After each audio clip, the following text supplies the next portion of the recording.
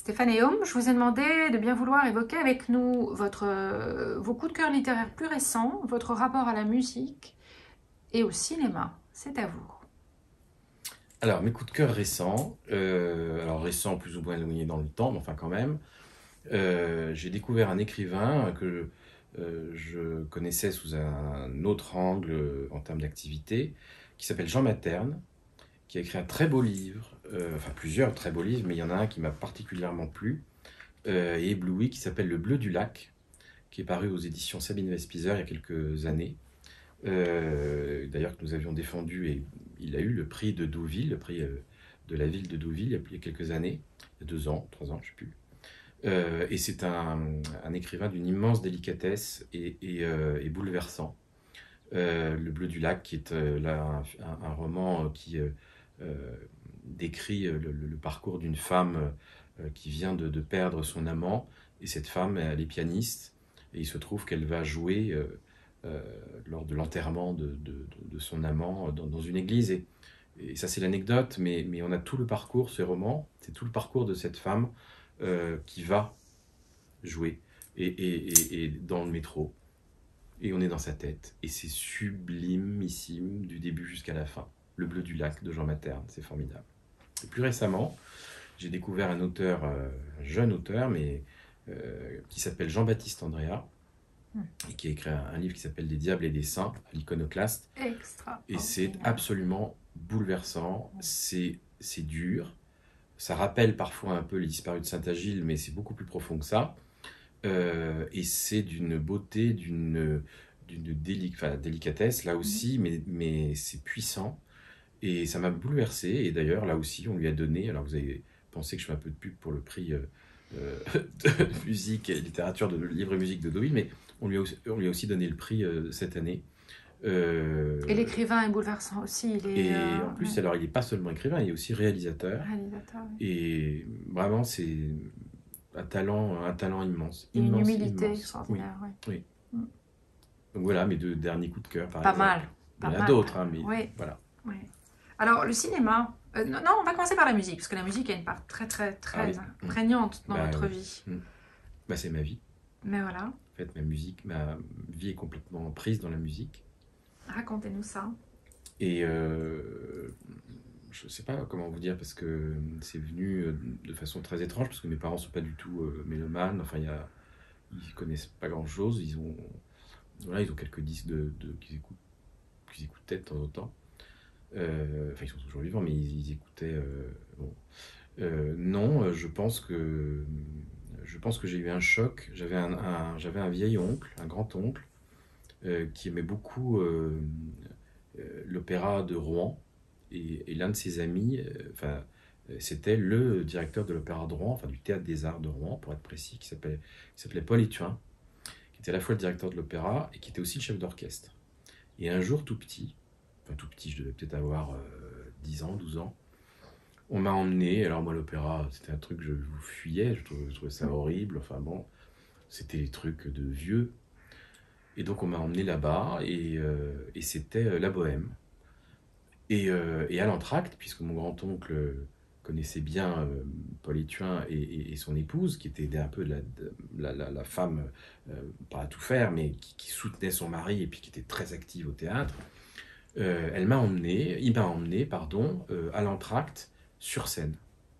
Alors plus exactement, il m'a emmené voir cette femme, Madame Étuin, Eliane Étuin, qui m'a emmené, elle m'a pris par la main, elle m'a dit: «Oh mais tu es très mignon, viens, je t'emmène, on va sur scène, tu vas voir les décors.» Et c'était des décors réalistes, vraiment un peu à l'ancienne, comme on aimerait découvrir la bohème, enfin tout opéra d'ailleurs, dans un premier temps, avant qu'il y ait des relectures plus modernes. Et donc je me suis retrouvé sur scène avec cette dame, et je me suis retrouvé là où les chanteurs voilà, chantaient leur partition quelques minutes avant. Et je crois que là, il y a eu un déclic incroyable en me disant: mais donc la réalité et la fiction sont 2 choses qui se superposent, et c'est là et j'y suis. Et à ce moment-là, il y a une sorte de déclic, et la musique, et je me suis dit: mais c'est très intéressant, bon. Et ensuite, on m'a emmené voir Faust. Et à partir de là, Quel âge, Faust? ah bah, Faust, je sais pas, c'était comme s'il y avait des représentations régulièrement, c'était pareil, 10, 12 ans, pas bon. Et puis alors après, je me suis dit, à l'époque, c'était encore des 45 tours, des 33 tours. J'ai commencé à écouter. Et puis après, j'ai voulu me dire, je me suis dit, je vais essayer de faire une recherche thématique. Donc Faust m'avait passionné. Donc la recherche thématique, c'est quoi? C'est de se dire, mais finalement, est-ce qu'il y a d'autres? Vraiment, c'est Faust, hein, donc il y a le diable, super, bon, alors, ça m'intéressait, mais l'histoire, je me disais, mais est-ce qu'il y a d'autres compositeurs qui ont composé autour de cette histoire? Et je me suis aperçu que oui, puisqu'il y avait le Faust de Méphistophélès, pardon, de Boito, puisqu'il y avait les scènes de Faust de Schumann, puisqu'il y avait la damnation de Faust de Berlioz. Et donc j'ai écouté, et ben c'est comme ça que j'ai découvert Berlioz, et c'est comme ça que j'ai découvert Schumann, et c'est comme ça que j'ai découvert Boito, etc. Et après, tout fait tache d'huile. Donc par curiosité, on veut comprendre ce que, après l'œuvre d'un tel ou d'une telle, enfin plutôt d'un tel d'ailleurs. Et donc on écoute, et je suis rentré complètement dans cet univers-là, d'abord par l'écoute. Puis après, plus tard, mais beaucoup plus tard, donc je commençais vraiment à connaître pas mal de compositeurs, j'écoutais, mes sœurs se moquaient de moi en disant, oh là là, t'écoutes des trucs de vieux, elles écoutaient les trucs de top 50 qui passaient à la radio, et moi aussi un peu peut-être, mais bon voilà, et donc un jour, plus tard, à 20 ans, j'ai eu la chance de pouvoir aller à New York. Parce que qu'est-ce qui s'était passé entre l'Opéra de Rouen et New York? Eh bien, il s'était passé que j'avais voulu faire du chant. Et donc, j'ai commencé à prendre des cours. Et quand je suis arrivé à New York, j'ai pris des cours de chant à New York University.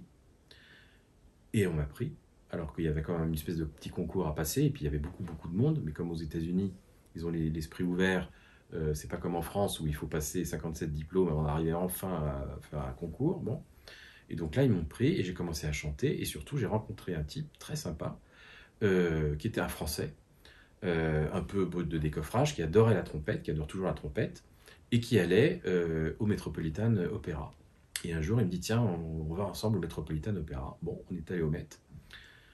Et là, coup de foudre absolu pour les décors du Met. Alors aujourd'hui, c'est vrai que ça pourrait paraître un peu poussiéreux, mais non. Et surtout, je rencontre une amie, qui est une Française, qui me dit, mais mon oncle est chairman of the board du Met. Il faut absolument que vous vous rencontriez. Ah bah, bon, très bien. Et me voilà au Club 21 à New York, très intimidé à 20 ans, en face de ce monsieur très élégant, avec des cheveux blancs, formidables, et qui me dit What do you do tonight? Vous êtes libre, etc. Bah, je dis oui, j'avais rien à faire, j'étais étudiant, mais voilà, les cours de chant, c'était pas le soir. Et il me dit venez dans la loge d'honneur. Alors, c'était pas ce soir, c'était demain ou après-demain.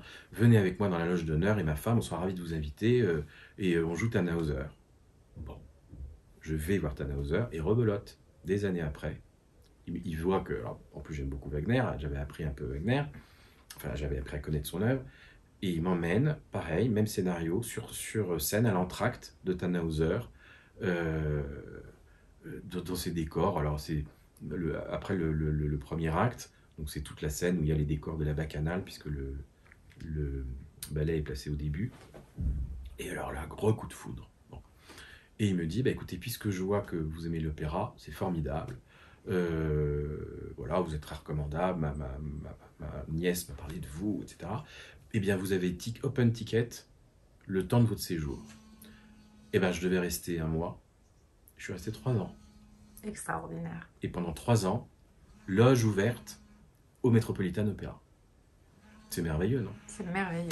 Voilà. Merveilleux. Et donc là, alors là, ça a continué. J'ai vu, alors, je rentrais tous les soirs, j'y allais. Alors, j'étais devenu copain avec les ouvreurs et les ouvreuses. Et puis, ils me trouvaient toujours un truc, un endroit où me placer. Et puis, je voyais plein de fois la même production. C'est là où j'ai appris ce que c'était que d'avoir des distributions différentes et des qualités de voix différentes, des interprétations différentes. Je connaissais pas tout ça. Et à l'époque, alors j'ai eu une chance vraiment folle, c'était donc dans les années 91, 92, 93.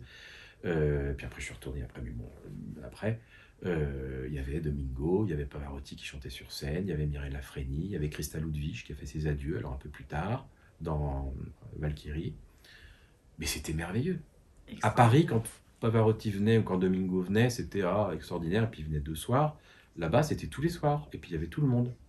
J'ai même pu entendre Marilyn Horne. Mais ça, je peux vous en parler des heures. Moi, avec bonheur. Avec bonheur. Voilà, alors voilà la musique. Et La donc, musique, alors là, je vous parle d'opéra, mais il y a aussi toute la musique symphonique.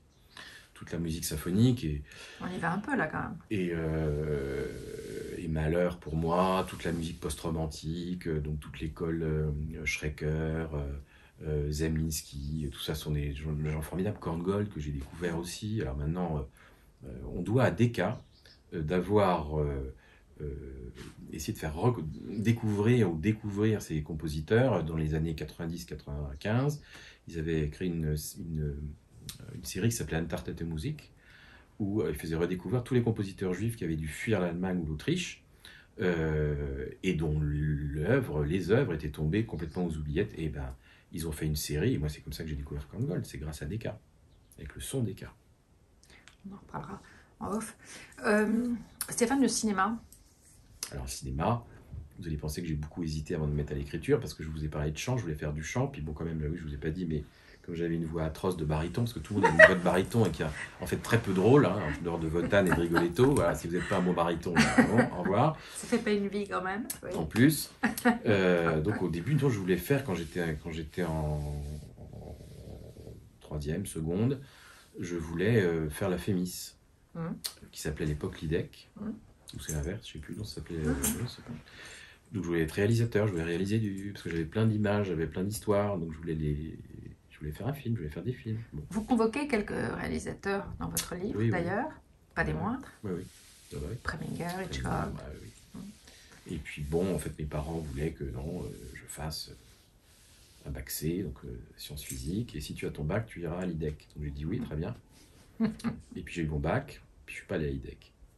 Voilà, bon bref. C'est une autre histoire. On en reparlera, c'est une autre histoire aussi. Et donc je me suis dit, bah tant pis, si je peux pas faire de cinéma, bah, les films que je peux pas réaliser, bah, je vais les écrire. Puis c'est comme ça que j'ai commencé à écrire. Voilà, et puis bon, j'étais fasciné par Hitchcock, j'aimais beaucoup. D'ailleurs, ça a commencé comme ça. J'étais avec un camarade en seconde, première, terminale, et on aimait beaucoup la série Alfred Hitchcock présente, mais la série que lui-même réalisait. Parce qu'à l'époque, il en a réalisé plusieurs. Oui, c'est dans les années 60, au moment où il faisait Psychose. Et on s'était dit pendant les vacances, c'est un type que j'aime beaucoup, qui a beaucoup d'esprit, et on s'était dit, bah voilà, l'été, on va s'écrire des petites nouvelles qui seront un peu très courtes dans l'esprit de Alfred Hitchcock présent. Et on s'envoyait ça l'été, alors je sais pas, moi j'étais en Bretagne, je sais pas où il était, et là on se marrait. Et en fait, c'était des micro-nouvelles, c'était des petites nouvelles. Et là, j'ai été pris au jeu de l'exercice, si je puis dire. Et après, je me suis dit, bon, bah, j'ai fait une nouvelle, bon, ça fait 15 pages, mais ce serait drôle de faire plus long. Puis c'est comme ça que ça a commencé. Puis ça s'est jamais arrêté. Et donc le cinéma, en fait, je pense que chacun de mes livres, c'est le film que j'aurais aimé faire. Mais c'est beaucoup moins cher. Ça demande un stylo. Il y a un matériau merveilleux pour un film. Papier, et puis c'est tout. Il n'y a pas d'équipe. Personne ne vous contrarie. Il n'y a pas de budget. Il n'y a pas de contraintes. Non mais c'est vrai. Il n'y a pas de mauvais acteurs. Après, le personnage, le lecteur en fait ce qu'il veut. Donc c'est génial. Donc quand je peux, je mets la gomme sur les décors, sur les figurants, je m'amuse beaucoup. Là, Stéphane Homme qui se balade dans le livre comme ça, comme Hitchcock qui se balade dans un petit teasing. Non, il se balade un peu partout dans tous les personnages. Je pense que il est partout, hein. Mais le coup du dirigeable, vous voyez, ça, voilà, au cinéma, bah non, vous le faites pas. Enfin, ça c'est merveilleux. Là, on s'amuse. Merveilleux, voilà. avec la tempête. Donc je m'amuse beaucoup en fait, mais je crois que j'ai pas du tout grandi. J'ai 5 ans et demi et toutes mes histoires, ben voilà, je les écris comme ça. Moi je suis ravie de rencontrer un jeune homme de 5 ans et demi. Vous voyez. Merci infiniment.